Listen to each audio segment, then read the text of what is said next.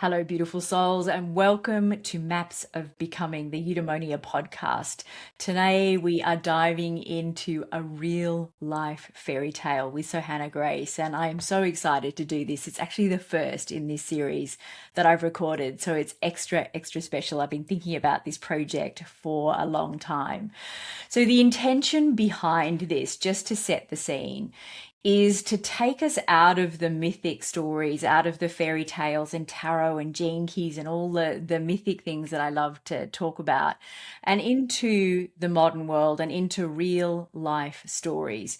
Because you will find that the patterns are all the same. The patterns that we see unfolding through nature, through the rupture, retreat, return, and rise, that we also see in fairy tales, you will see inside Sohana's story. And I'm so grateful to you, Sohana, for being willing to share your story with us. It's an extraordinary tale and it's so rich in all of these cycles. So let's dive in. So first of all, welcome and thank you so much for being with us. Thank you. It's an honor to be invited, so I'm excited for today. What I want to do is start, I love to start with the period in our lives when we're being launched into womanhood. So whenever you left school and took that first leap into womanhood, whether that was 17 or 18, and the path that you decided to take, and what was the impetus behind it? So let's just start there. Well, that's a great question, because what does womanhood even mean to me? I believe that I kind of jumped into mine a little bit early. So by the age of 14, I was out at nightclubs. I was getting the attention of a lot of men, and I think I believed I was a lot older and wiser than I was at my time.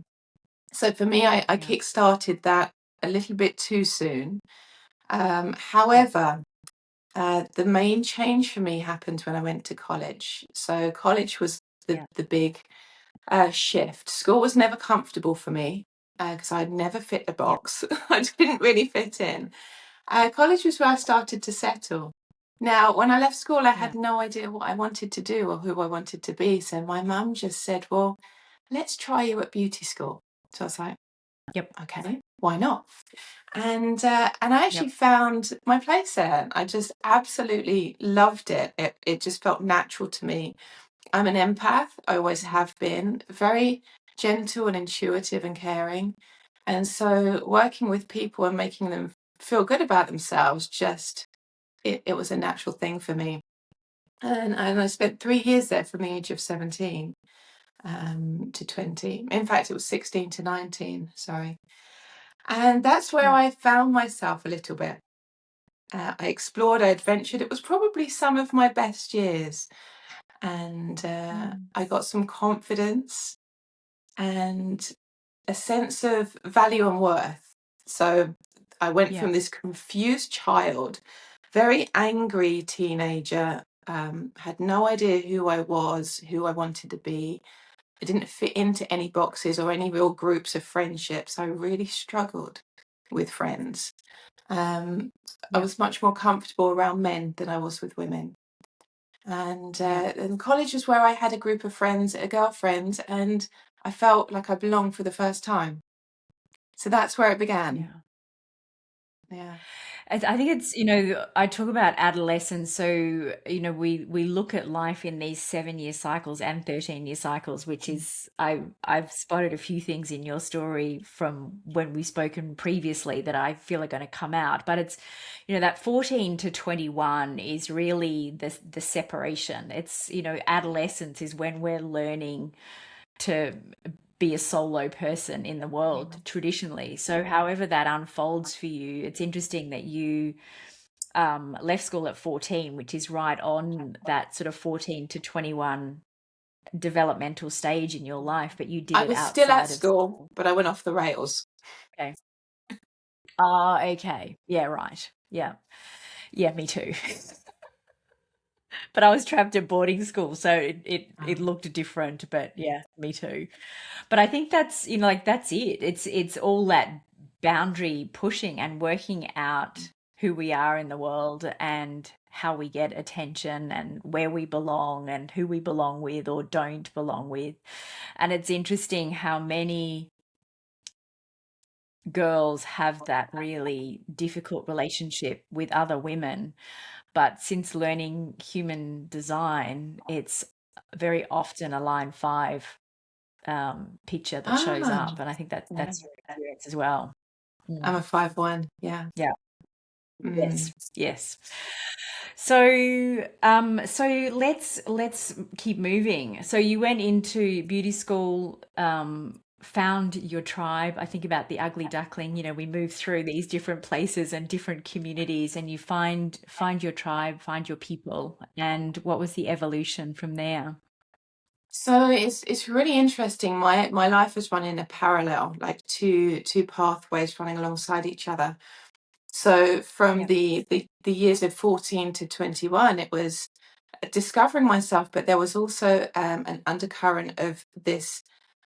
I don't know who I am. I'm angry, but I don't know what at. I went into Yeah. drinking. I tried to find people that would be my people, and I just kept going to the wrong crowds, very harmful places. But alongside this, Yeah. I found my beauty career and I was flying with that. So I had almost two identities. I was this, really successful student who was thriving. I was, top of the class.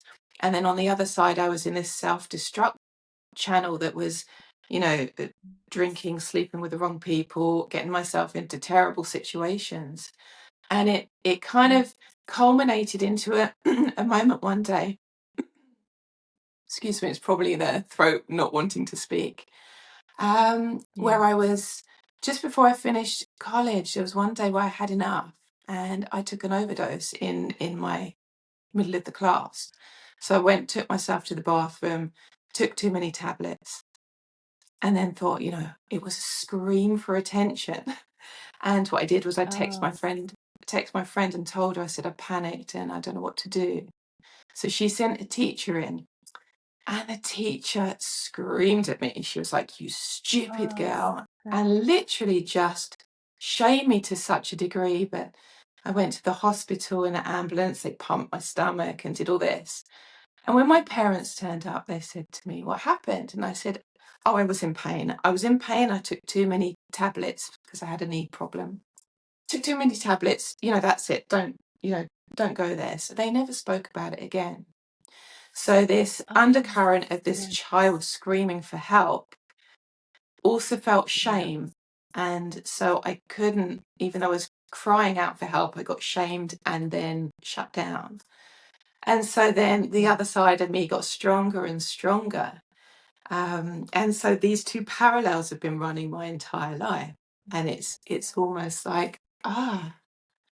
So after college, I got my first job. Or did you want to stop there? I mean, when I hear that, where where I feel I want to go with that is that this is the masculine and the feminine. There's the Absolutely. masculine that is praised for the doing. There's the masculine that knows how to tick the boxes and get the grades and keep, it's like ticking the societal check boxes. But then there's the feminine that was feeling very displaced and lost and disconnected from who you actually were. You knew what you were doing, but you were disconnected from who you were. Does that feel, I don't want to Absolutely. put words in So your mouth. yeah, I separated and strengthened those two Mm, archetypes. Yeah, the very masculine warrior and then the very mhm. feminine, healer, leader, teacher Yeah, was a very yeah. powerful split. Mm.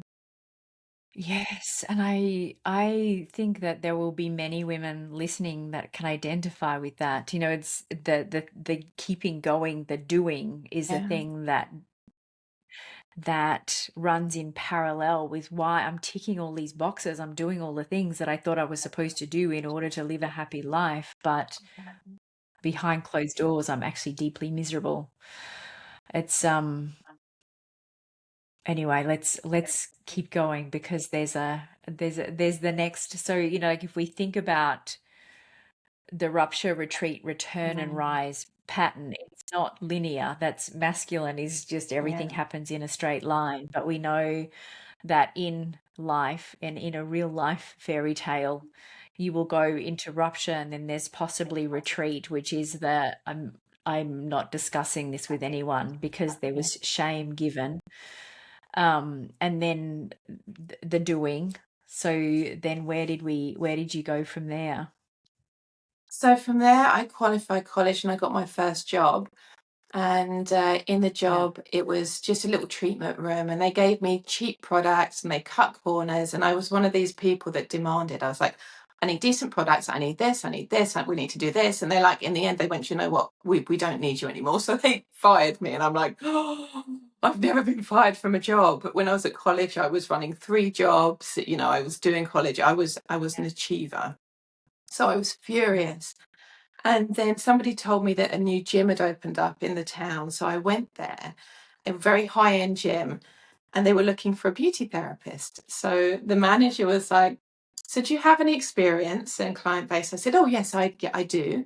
I have all my equipment. I've got clients. I'm good to go. And I didn't have a thing. So back then we could do post-dated checks.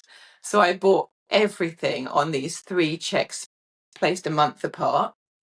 And I set myself up, and I was running 3 jobs at the time as well. So I would go and do my breakfast waitressing from 6 in the morning. Then I would go and do a day at the clinic. Then I would work in a wine bar, and then I'd work in a restaurant the other nights and evenings. So I was literally doing everything I could to make this work. And month by month, each check I ticked off, I managed to let one job go. And because I loved what I did, I had such a passion, I got busy very quickly. And so that business began to thrive. And then I was offered a job as a teacher at the college, which was amazing. So I went back to the college that I trained in and did part-time lecturing in the beauty industry and became a mentor for other people. I hadn't had any training or any guidance. They promised that on the job, but it never came. So I was kind of freestyling and making my way through. And I think I just learned to just, what do my friends say? Wing it. Yes, that's the term. They say I'm the master of winging things. And so that created this ability within me to run on the spot. I could just make things happen. And from there, I just got bigger and bigger and expanded and expanded. I opened a second salon, and then I trained with a leading school in permanent makeup. And after about a year of being with them, I kept asking questions. I wanted to know more. I was so hungry for information that they said, just come and teach with us. Come and be one of our teachers. So I was like, oh, okay. And from that point, that opened my world to international or worldwide kind of recognition. And before long, I was known in my industry all over the world for being a pioneer, for making up kind of new ways of doing things. So that path of success and of achievement was running alongside the masculine warrior energy. So although that's kind of a masculine in achieving, it was very feminine based business. So I was in my, beauty phase. Yeah. So alongside that, I was into motorbikes and martial arts. I did boxing, kickboxing, MMA, jiu-jitsu, everything you can imagine. I was fierce, I was strong, I was powerful, and I was fighting men. It was because I'm quite a big girl. I'm 5'10" and not a small build. Right. So I was always paired up with the boys, and it made me feel powerful and strong, and it gave me this strength that I could carry through to my other side of the job, which was when I was working with clients, no matter whether it was tattooing eyebrows or doing their nails or giving them a massage, I could feel their pain. So I could feel their energy, their struggles, their suffering, as if it was in my own body. And I believed that it was a strength of mine that I could take that for them, because they would come to me for a treatment, offload on me, leave light as a feather, and they would say, I feel so amazing when I've been to see you. And I took that as worthiness, of significance, of, I was celebrated, I was acknowledged for being this powerful, strong, compassionate and empathetic woman. And so I took and I took and I took. And then before long, I started, getting the varicose veins in my legs. I had the first lot stripped at 19. I had my knee kind of gave way, and then my back started playing. So in my early 20s, I'd get a slip disc in my lower back, and then I'd get a slip disc in my neck, and they would alternate. Because I was strong, I would just keep going and keep going. And then one day, the disc in my lower back popped, and that was it. But the doctor said, just take some painkillers, you'll be fine. It'll be back in kind of maybe 6 to 8 weeks, you'll be back to normal. So I took the painkillers and I went to work, flew to Ireland, taught some nurses in Ireland some areola tattooing, came back, took some more tablets, went to Tony Robbins, 5-day event, jumped up and down like a lunatic for 5 days. Sohana. On a prolapsed disc. And I went to the doctor. I said, I think something's wrong.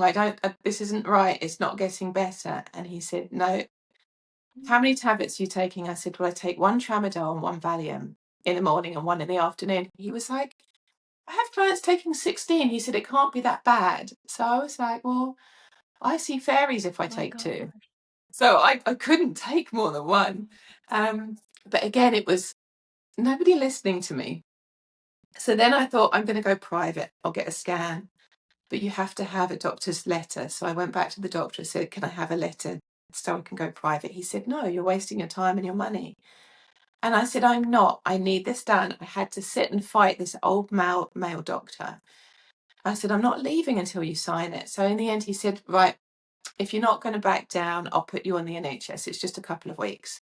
So I waited. I had the scan. And then I waited another 3 months because in the UK, our system is terrible. And I deteriorated. My mental health deteriorated. I was working 7-8 hours a day. And I'd get home every day and I'd cry because I was just in pain and I didn't know what to do. And my husband at the time didn't sign up for a wife who was needy and emotionally drained. So he left. He left with the dog walker, which was devastating because that meant I had to walk the dog as well. And so I was walking the dogs. I was running a house and a business with 12, 13 staff by myself. And soul destroyingly, I also discovered my staff was stealing. So I was working to pay the bills, to keep everybody kind of just looked after. And alongside that, I had to have a police investigation to find out where all the money had gone, and discovered 2 of my staff had been taking, it worked out about £80,000 over the course of a year. So yeah, I just felt like the entire world had just turned on me. And then that was it. My body just gave up. One day the pain was horrific every day, but one day I started noticing I was struggling to move my leg. So I phoned my sister and I said, I need help. So I went to hers and I stayed with her because my parents were away. And then the next day I couldn't walk. So I couldn't put any weight on my leg. And she took me to the hospital because finally, after 3 months, I had an appointment with the doctors at the hospital. And I turned up with my letter and they said, no, we don't do back treatments here. And I said, but here's the letter with my appointment. And they're like, no, you're going to have to go back to the doctors. And at this point, I was broken.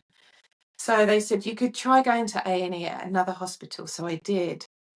And I went to A&E and I said, I need someone to look at my back. And they said, no, you've got to go to the doctors. You can't just come here. So again, I had all my tablets with me because I wanted to show what I was taking. So in front of the nurse, I took a tablet and I said, I'm going to keep taking the rest of these tablets till someone sees me, and I won't stop until you'll see me for another reason. So she said, how dare you threaten me? And I said, I'll do whatever it takes to get seen in this moment. Yeah. So I was seen, and they found my scan from 3 months previous. And at that point, they said, oh, okay, right, this is serious. But it was a bank holiday. There was no surgeons. And so they said, you're going to have to go home because we've got no space here. But don't make any sudden moves. Don't do anything. If you lose control of your bladder, go straight to King's Hospital in London. Don't let the ambulance take you anywhere else. So I was like terrified. My sister was driving me home like 5 miles an hour, no bumps. And I just sat with a night of, I could be paralyzed for the rest of my life. So they phoned me the next morning and said, we've got a surgeon. We're going to get you in for immediate surgery. So I went down and I had a look at the scan, and they basically, it was crushing my spinal cord. And I shouldn't be walking. There should be no possibility of me standing right now. I swear it's stubborn determination. So they first of all had to inject it because it was too severe to go straight in. The next day, a nurse came and said, right, you're discharged, off you go. And I said, but, oh, okay. So I got out of bed and I stood on my leg and I collapsed on the floor, and I actually peed myself because there was no control. And I'm like, what happened? I was high on drugs, and I just burst into fits of laughter, actually, because I don't know, I just thought, this is really happening. So anyway, they got the surgeon back, and the surgeon said, no, we need to do the surgery. So 5 days later, I had the surgery. And then that was it. They said, you never work again. You never run. You never do the sports, anything like that. And I said, no. I'll be back to work in 6 weeks. They said, no, you won't. So I was like, okay. So I was kind of probably high on drugs, but I really felt quite happy and quite liberated. So I was writing these posts on Instagram saying, I feel like something's been cut out of me that never was meant to be there. Like, the pain and suffering of my life has just gone, and I feel free and excited. So I called my PA and I said, get yourself over here. I need to make a new plan. So earlier on in the year, I'd been to a course in London to learn how to do property developing, because I wanted to, expand into property. And I'd made connections there. And because I'm an achiever and I like to do well, I'd got the attention of some of the teachers. And they asked me if I'd like to do a sourcing business for their international students. So I said to Gemma, right, get the laptop, we're going to set up a sourcing agency. And that was what we did. So I created this website, this brand, and within 3 weeks, I had my first clients from, I think, China. So I was like, Dad, you need to be the chauffeur. He's got a big kind of Land Rover and a Range Rover, Shogun, whatever it is. And he was my driver. And because he used to do building, he had this wisdom about him. He can wing as well. So we had these clients, and I found all these properties, and we drove them around the Kent countryside, showing them different properties that they could buy. And it was great. But my back was like, no, you're not doing that. And so in the end, it kept me up. I had endless nights of just turmoil and stress. I was so unsettled and so unhappy. Because property isn't my thing. I mean, I love it for me, but the pressure of international investors wanting me to, even project manage their things for them, I'm like, this is too much. So I just popped that on the side as well. I was like, no, pop that over there. And from there, it was like, where am I now? Who am I now? Like, what do I do? So I did go back to work in 6 weeks. but it hurt. And I ended up back in bed, and it was like, this is just not going to happen. So I had to just sit with myself and relearn who I was. But it didn't come easy because I'm competitive, like sports athlete. You know, I'd just done the Spartan Beast, which is a 30K kind of obstacle course. I was a fighter, I was a motorbiker, I was an international teacher and lecturer, and I'm like, can't just do nothing. And then my dog died. My beautiful, beautiful dog, who was like my soulmate, died. And something inside me broke and shattered, and I became numb. And I remember one day washing the dishes in this very gentle, steady, calm state. And I thought, I'm done. I am literally done with life. What is the purpose? It hurts too much. And I've had amazing, amazing experiences in my life, like the best. I've traveled the world. I've done more in the early years than most people have done in their whole lives. But I was tired. Yeah. You know, the kind of tired that sleep will never, ever fix. And in that moment, I seriously considered, this is it. I'm going to call it a day. But I had some money in my bank, and I thought, I'm going to spend that money. I'm just going to blow it on whatever I haven't done. And I'm just going to just go out with a bang. And if I still feel like I need to do this at the end of that, I'll revisit this. So that's what I did. So I bought a car, which I could actually get in and out of, because the previous car was more sports and I just couldn't get in and out of it with my back. So I bought the car and I drove to Cornwall, and I had a little solo trip around Cornwall. And I signed in for a goddess workshop in Glastonbury. And my first goddess retreat, I spent a week crying and dancing and crying and ceremonies and all sorts of things. And just the gates opened and something came out. And for the first time, I was in a space where I was held and I was seen by women who were safe, who had no expectation of me other than to just witness me and for me to witness them. I could breathe. I was just like, I must have been about 34 at this point. 34. So this was quite late to experience that for the first time. Yeah. And from there, I jumped on a plane and I went to Spain. And I went and did a week's Kundalini retreat. And Kundalini is also very powerful. And they do all these mantras and breath work. And I would be breathing and my body would be shaking and the tears would be flowing. And my teacher said, the shaking is trauma coming out of your body. So don't be scared of it. So I'm like, oh, this is something else. So I did the Kundalini retreat and then spent a week seeing my friend. I came home and I just felt free. Like this spark inside me had suddenly reignited. I'd spent a couple of weeks in goddess dresses and I just felt feminine and safe and loved. And I came back this powerhouse of a woman. And I met this very gentle, beautiful soul. And I said to the universe, wow, this is a gift. And I said to him, you're like a gift given to me for getting through this. But you're not meant, you know, I don't think this is going to be a forever gift. I knew from the beginning it was never going to be forever. But I enjoyed it. I really enjoyed it while it lasted. And with him, I felt safe. He cared for me. He nurtured me and he allowed me to bloom into the version of myself I'd never really met. And for that, I will be forever grateful. So, yeah, I thought I finally cracked it. I finally done it. Mm-hmm.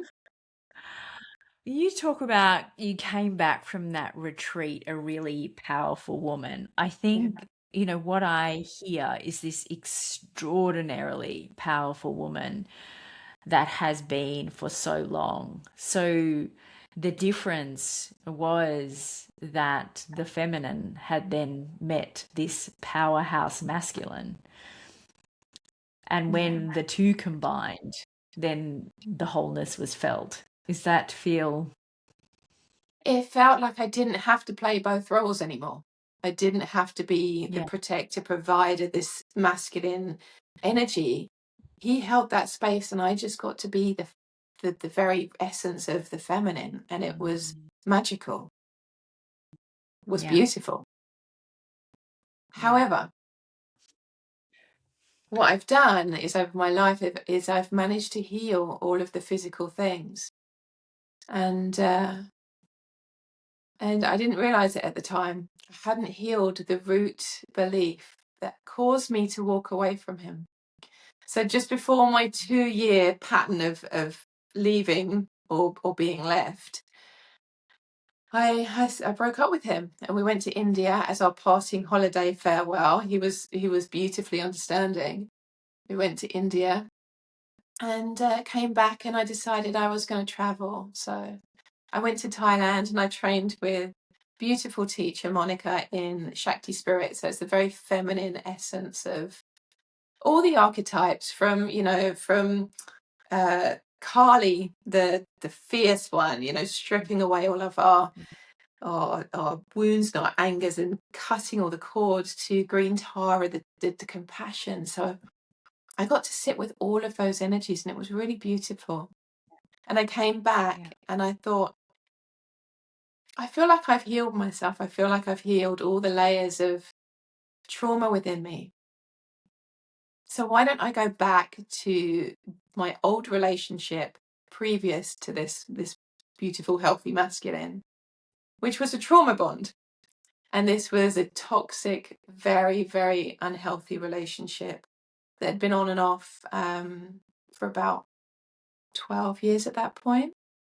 So I thought, I'm strong, I'm healed. I can go back and I can hold the space for this man. And within a couple of weeks, the patterns happened again. It was the same abuse, the same control.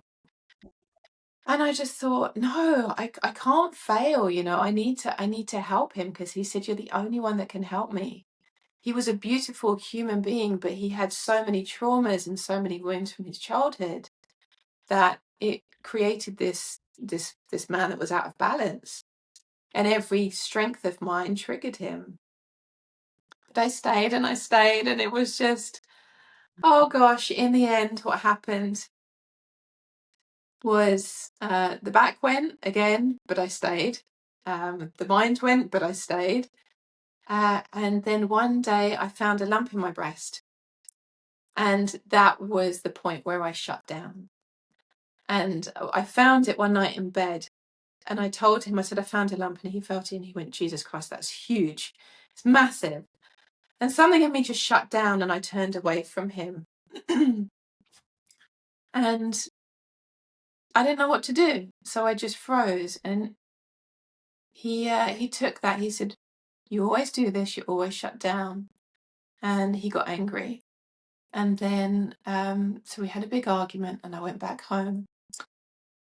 And I went into meditation, because I decided that I couldn't fight another battle. I couldn't go through another thing with my body being operated on. And that maybe this time I would let it take me. If it was cancer, I would let it take me. I got no fight left in me. So I sat in meditation and I said to my body, knowing what I know, because I'm a very, very powerful kind of translator of people's bodies. I said, what is this? What do I need to know so that this isn't cancer, that this isn't going to be my path? And the voice in my head said, I need peace and I need safety. And I knew in that moment I had to leave my partner, because it had been a year of pure hell. I was in permanent fight and flight mode. And in that moment I said, I've got you. Like, I hear you. I'm so sorry it took me so long. I got on the phone and I said, if I want to live, I need to leave you. Because if I stay, the path is me dying, because I will give up. And he said, okay, no worries. You do what you have to do. I'll be here. you need someone to blame, I'll take that. And so I said, okay, and we parted ways. And it seems like an awful lot of tragic news here, but it's very empowering. It's just one final part of the puzzle.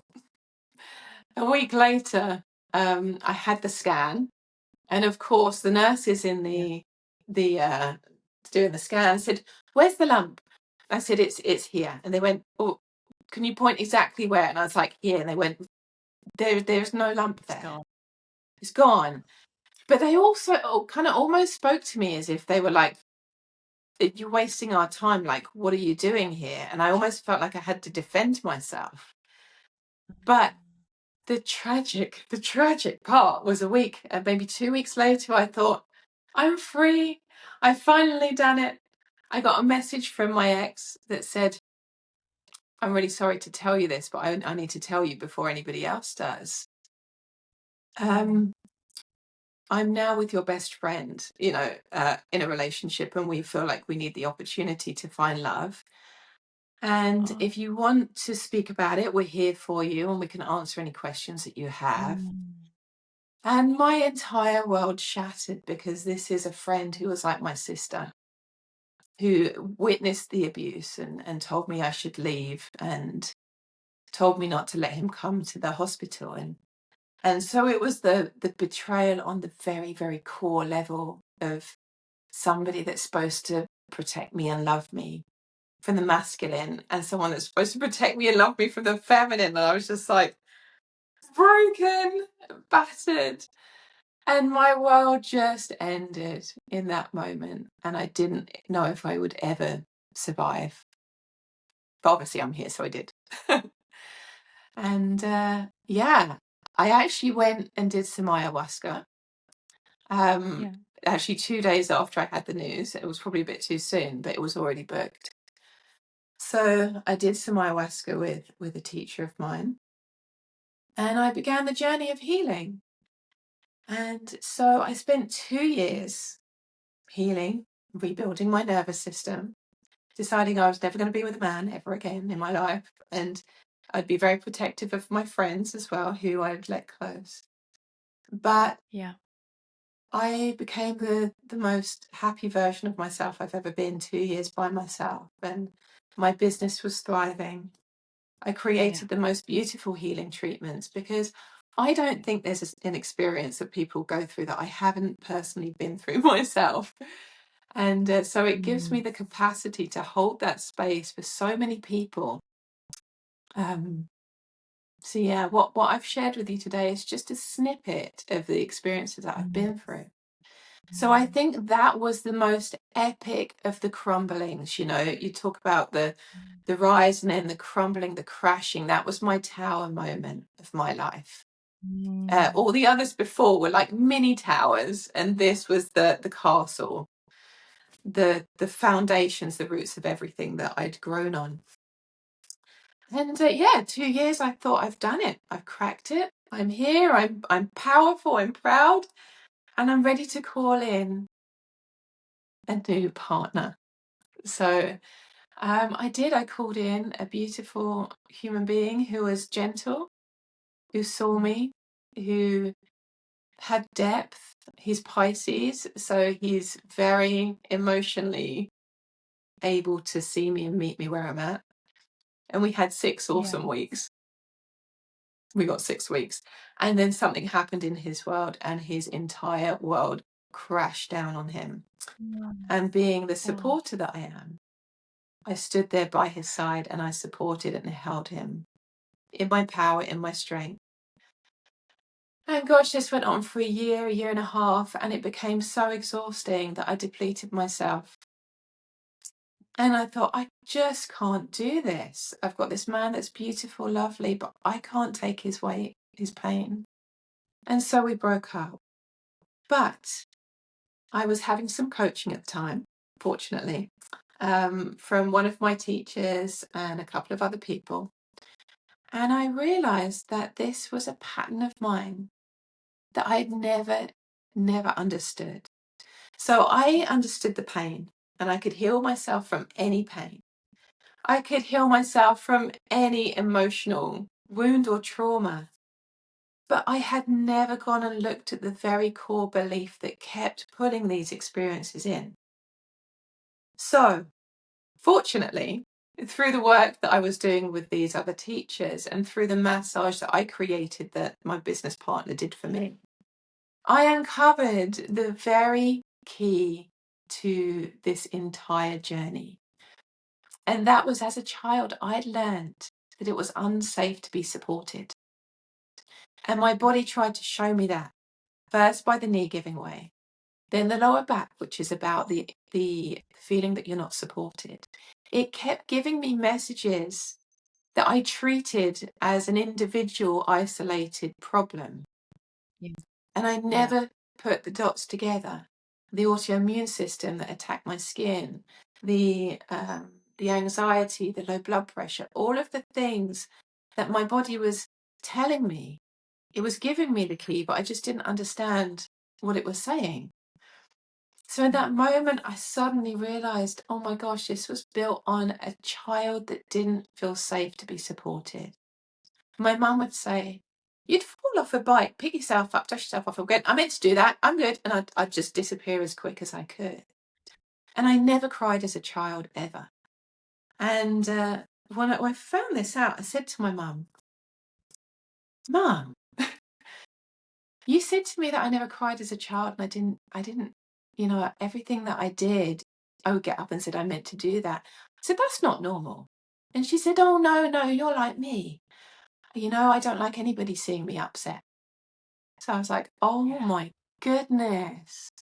And so I witnessed for the first time everything falling into place. My mother, who is like an angel, who's never angry, never anything but this stable human, who's just a beautiful human being, but never expresses emotions. And I'm like, of course, it doesn't feel safe to be supported. So I attract people, friends, partners who mirror that or show me that. So I'm the best supporter in the world. So I've built a whole business and career based on supporting others because it's what I crave the most, but it doesn't feel safe to receive it. So I give it. And that almost gives me that sense of worthiness.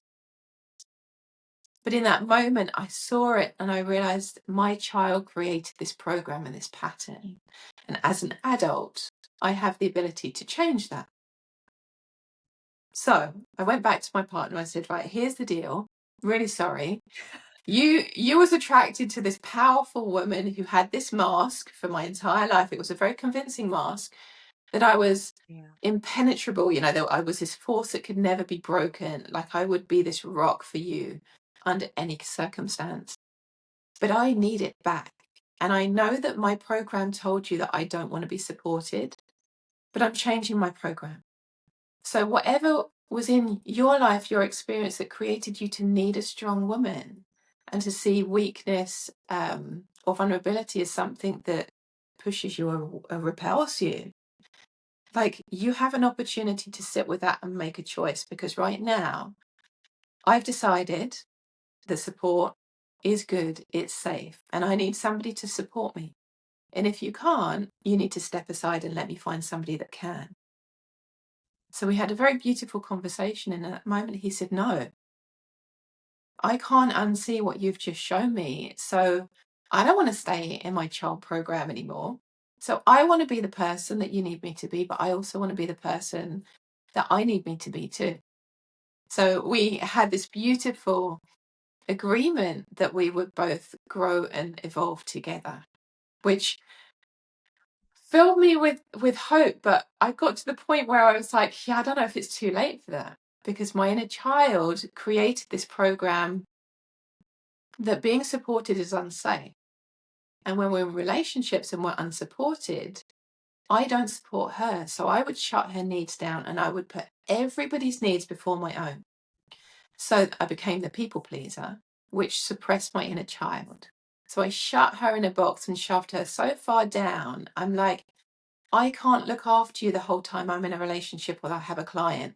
Your needs aren't as important as theirs. So she created this belief that it's unsafe to be in a relationship.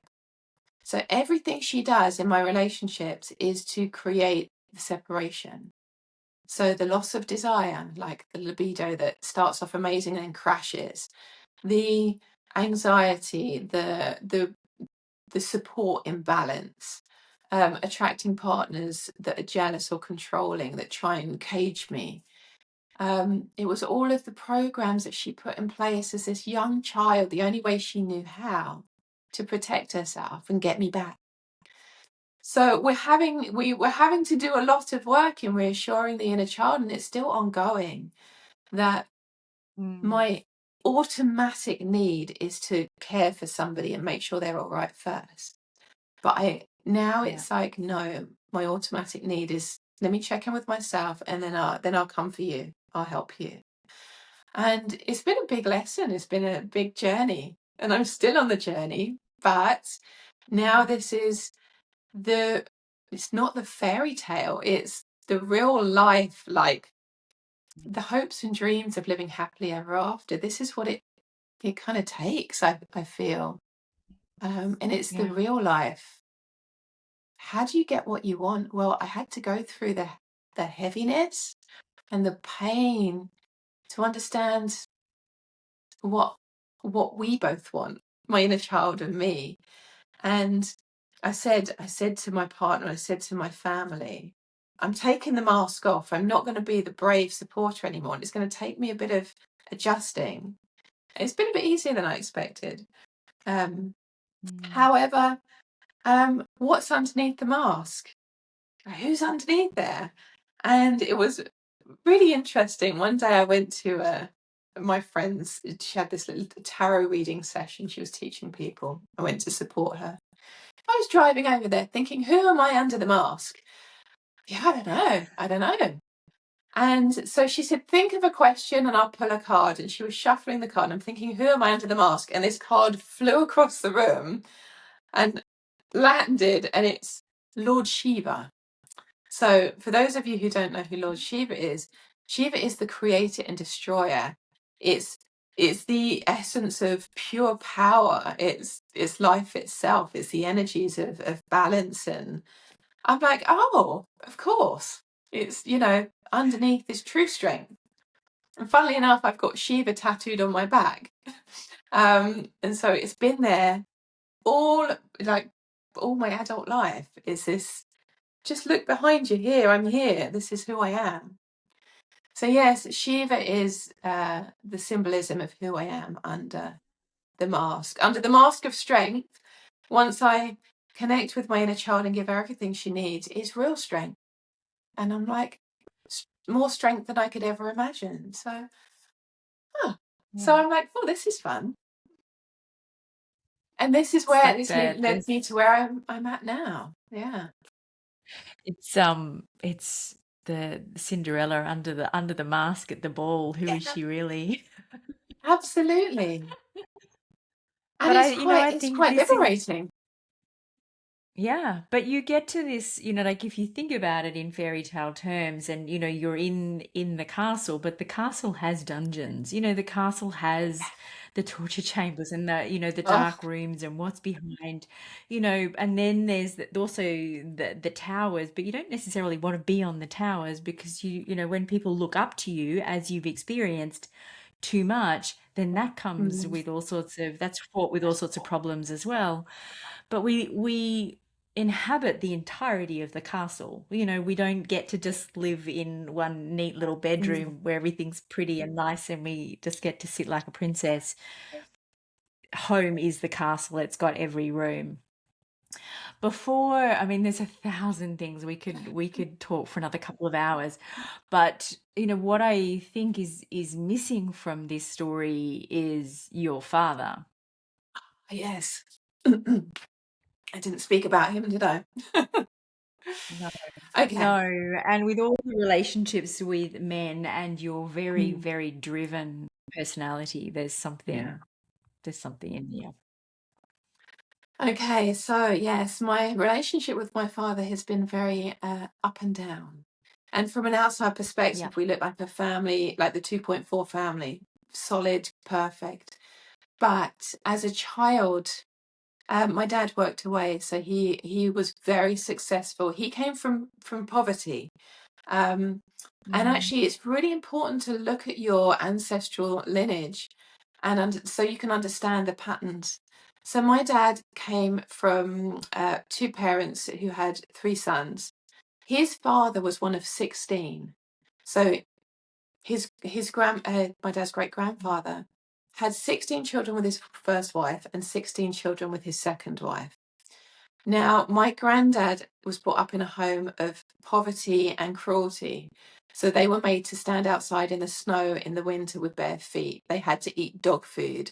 They literally had the most horrific life.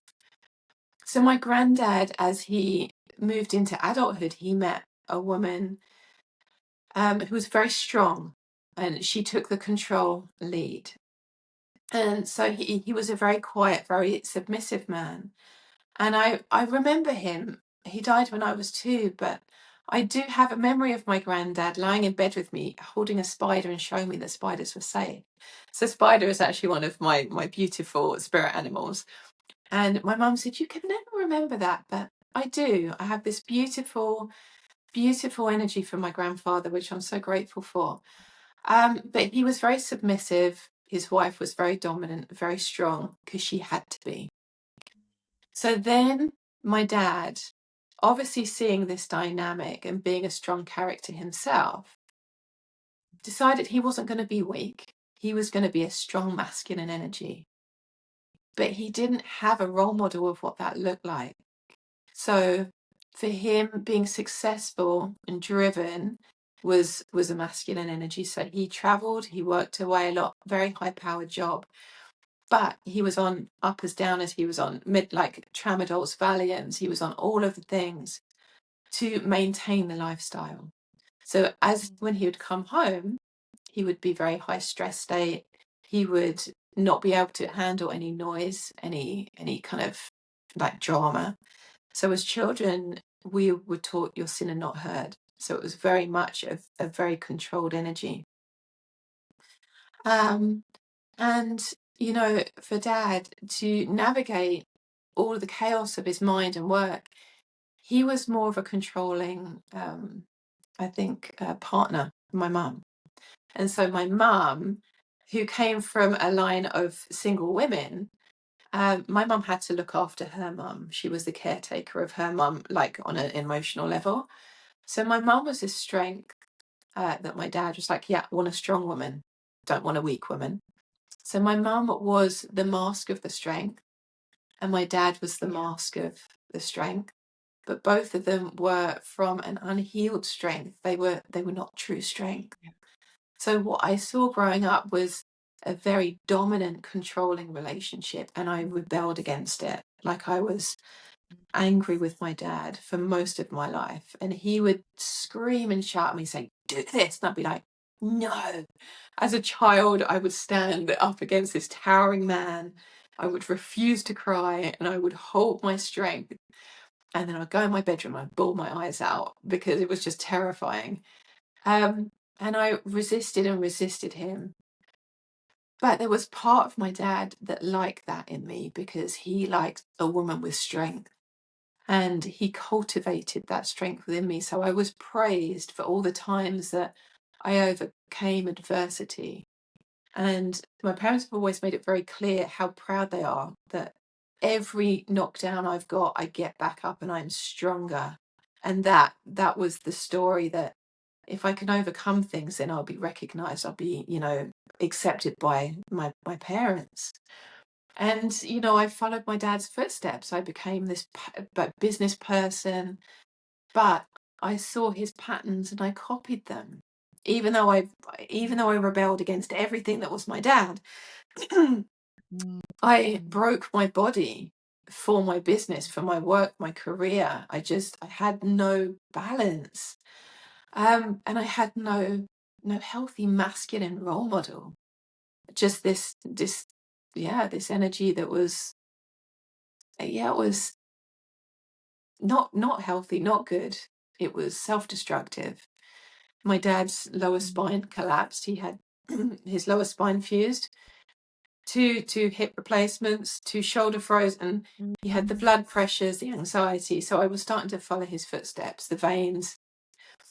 Varicose veins, by the way, is to do with the blood, the liver, the anger, suppressed anger. So yes, I was starting to show all the same symptoms and patterns as my dad. And as much as I was like, I do not want to be anything like my dad, I was everything like my dad. So yeah, I inherited the worst of both of my parents, and I was angry with them both for a very, very long time. And it was only when I started really diving deep on the work on myself that I forgave them. And I understood them.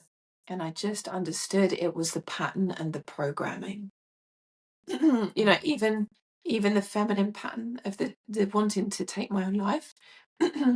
My nan tried to take her own life, and her mum did actually take her own life.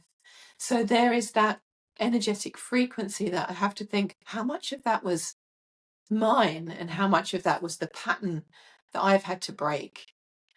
So yeah. There's a little bit about the father in there.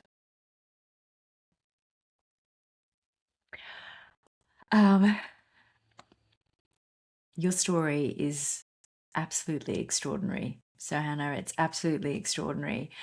And it's, it's one of those stories that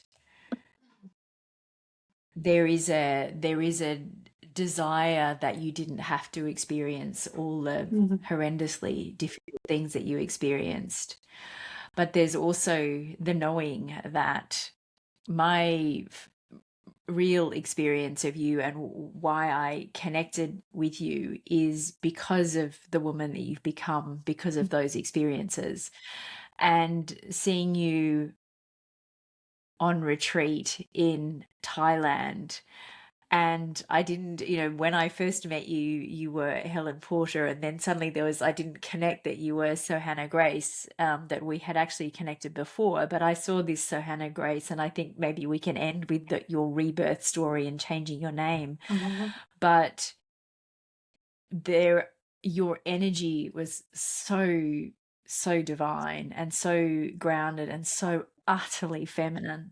To hear your story of this very, very masculine driven life and the consequences of that, the fantastic consequences as well as the really painful ones, but then the goddess that has emerged, that has become, in tarot language, the lovers, the unity of the masculine and the feminine in the woman that you are today, is a result of everything that you've experienced.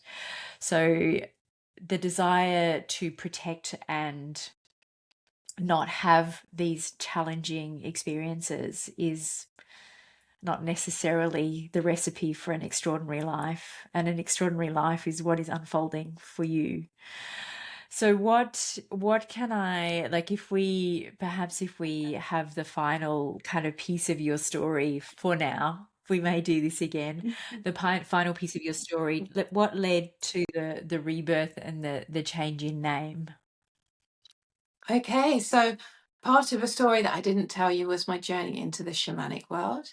And that was created by the need to heal my back after the surgery. So even though I had the surgery, it didn't heal me. It was horrendously painful for many years. So I went to the jungle in Peru, and I spent a month with the shamans working with plant medicine in the hope to heal the damage to my spine.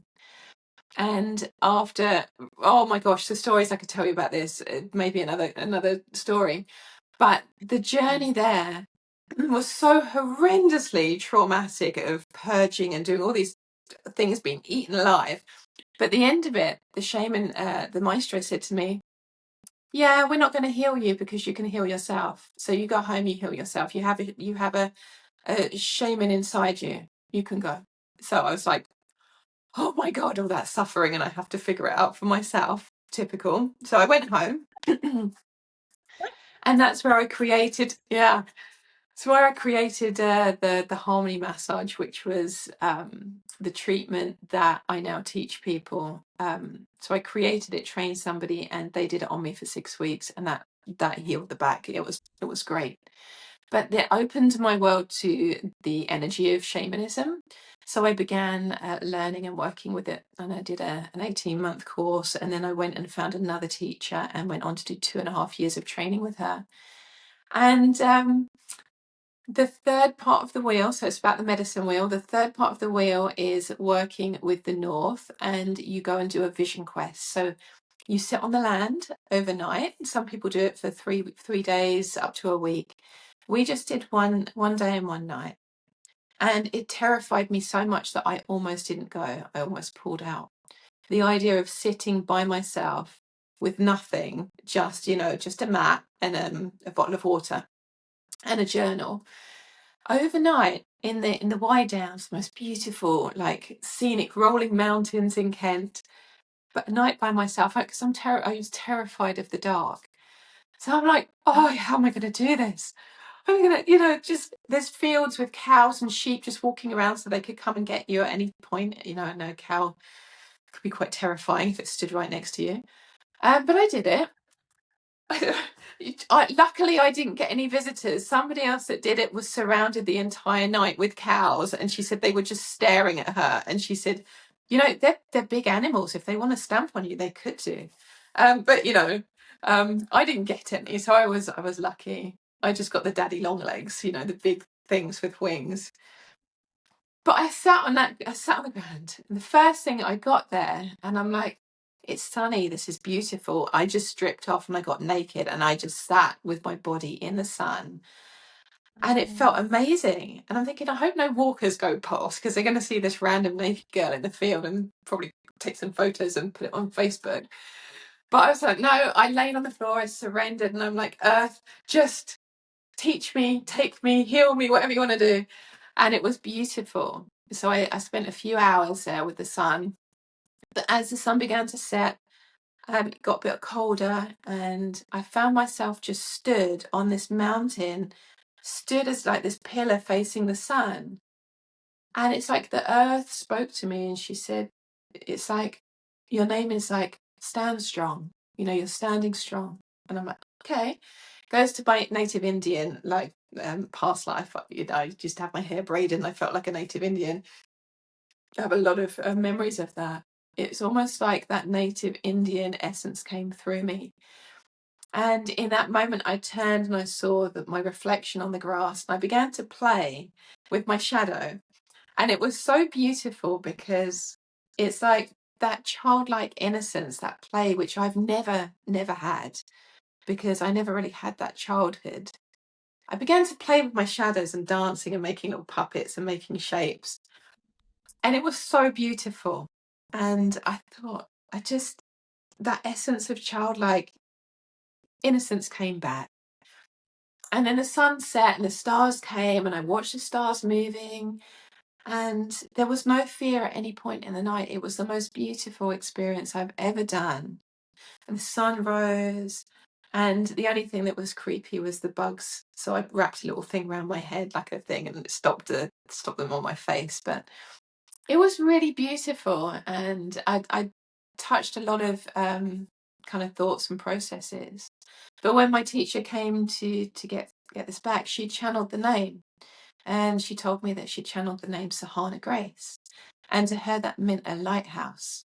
Somebody that stood strong in their power and was a beacon of light for others. And I said, that's really interesting, because I journaled that I'm this beacon of light for people, that I guide them when they're lost in the dark. And so she said, yes, Sohana Grace, it's like the morning light, the gentle leader that brings safety, brings beauty, brings strength. So I was like, well, that's a nice name. I like that. Other people got some weird names. So I was like, no, I really like my name. But I wasn't ready to embody it. So because I was still wearing a lot of the other mask, it didn't really feel like it was me. Helen Porter was known internationally, worldwide, successful business. Anyone that talks about Helen knows how powerful she is. And I wasn't ready to let that go. And actually, when you look at your name in the name calculator, you can see what it means. And Helen Porter, the numerology, is somebody that overcomes obstacles, that is really powerful, that can get stuff done. So it was really relevant to me. And then a year later, I went back and did the East training of the medicine wheel. And that's where you get buried. You dig your own grave and then you spend the night in the grave. And this was a really powerful, pivotal moment for me, because the East is where you see from new perspectives and you literally, you get reborn. And my teacher said to me, you got to dig your grave. I said, well, I can't, because I'm missing part of my spine and I can't physically do it. And she shamed me in front of everybody. You know, she said, well, if you can't, you shouldn't be doing it if you can't do it. And she said, you know, I have other people that could do it. You know, have people that had ME or whatever. And I'm like, okay, but I can't physically do it, and I want to be reborn somebody that isn't in physical pain. So in the end, she let me do it. My partner came and dug it for me. He thought that was amazing that he was digging my grave. So he came and he shoveled my grave. And it was funny because the other people on the training course, they were looking envious, like, why should she get to have somebody else dig her grave? And there was a lot of this energy coming at me of, well, you shouldn't be allowed to do it if you're not digging your own grave. And part of the old me would have been, I'll prove you wrong. I'll prove I can do it and I will show you. But this new version of me was like, oh, bollocks to that. I'm not going to hurt myself. I've got somebody that's willing to support me and he's going to dig it for me. So being a builder, he literally dug me the best grave I've ever seen. It was, you know, perfect size. I got in, measured myself, you know, had ample space. And he did it in a couple of hours, and everybody else came back the next day and they carried on digging because it was just brutal. But he also gave me this big, massive trunk of wood that went from top to bottom, because there was a chance of rain. So we had tarpaulin over the top to stop the rain from drowning us, basically. So he created this little pitch roof for me so that the water rolled off. And I had the palace of graves. I went in and I put my sheepskin rugs down and I covered it in rose petals. And I took some essential oils and kind of blessed myself. And I went in a white dress. And everybody else is kind of battered going into their grave. Some people were like twisted and some people were like this. And they had to spend the entire night in there. So mine was, I'm pure luxury. And I spent the night in this grave and I thought, I don't want to be the person that, you know, the person who can achieve anything or get like overcome challenges. I don't want to be that person anymore. And I people expect so much of me. You know, they see me, they have a understanding of who they think I am, and they expect me to live up to that expectation. And if I don't, they get angry with me, or they talk about me, or they shame me. And I'm just like, I'm still a human being. And, you know, this pedestal that you've put me on is not fair, because I will fall off it. And then you'll blame me for falling off it. So yeah, I'm like, do you know what? I'm going to let go of that old name. And actually, Mum named me after Helen of Troy, the face that launched 1,000 ships, and you know all the drama that comes around that. I'm like, I'm done with drama. I'm just going to put it down and leave it in the grave.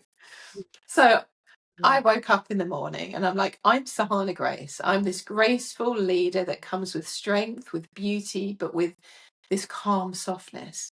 That's me.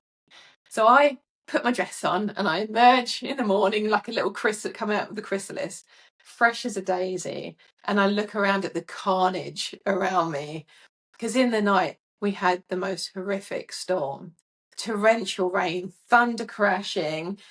People's graves are caved in like swimming pools, covered in mud, drowned like drowned rats, basically. And I swan out of this thing like a beautiful butterfly. And I could just feel them like looking at me.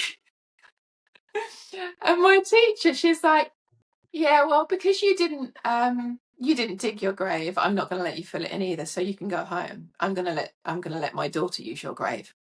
I was like, oh, okay.